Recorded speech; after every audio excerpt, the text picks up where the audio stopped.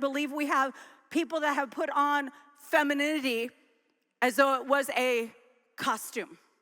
And I don't like that men are now presenting as women, but I'm not completely surprised because for a while now, women have been behaving like men.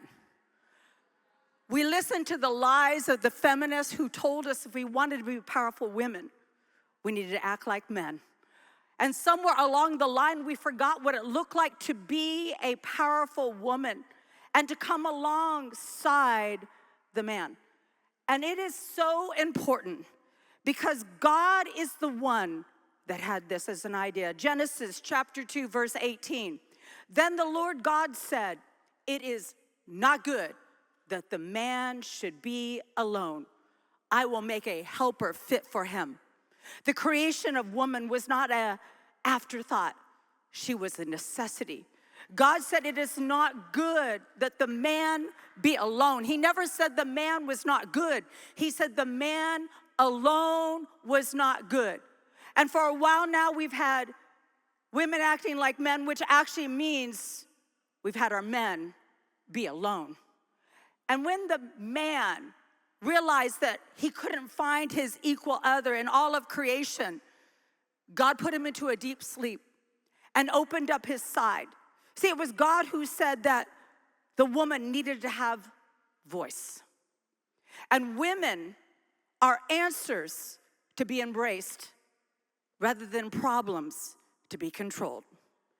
Genesis 2:23 says, "Then the man said, 'This is at last bone of my bone and flesh of my flesh.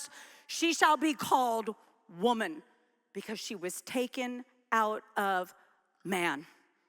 The chromosome structure of a man is XY, and the chromosome structure of a woman is XX. Somehow God isolated the X and raised it to a second power.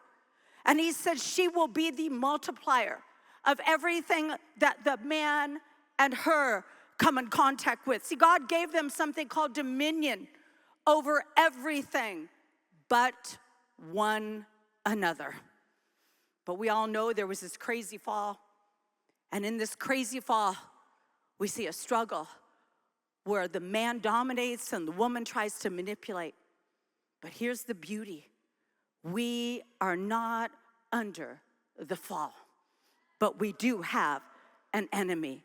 See, in the garden, the serpent understood that male and female together in one accord, anointed in the image of God, that the two of them together would be a power union. And he said, I'm going to downgrade it to a power struggle.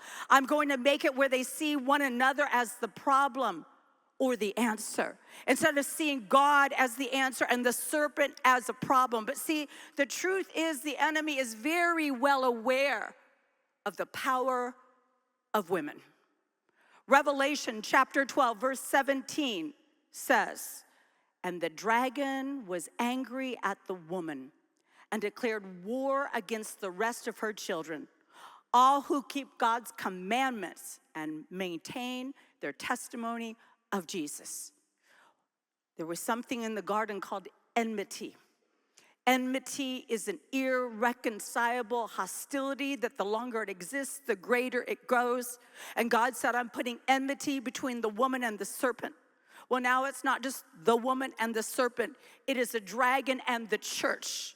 And we need to recognize it for what it is, that Jesus is coming back for a bride. So the enemy is distorting every image of purity, of longing, of union, of holiness. But I believe that we can be the shift for this.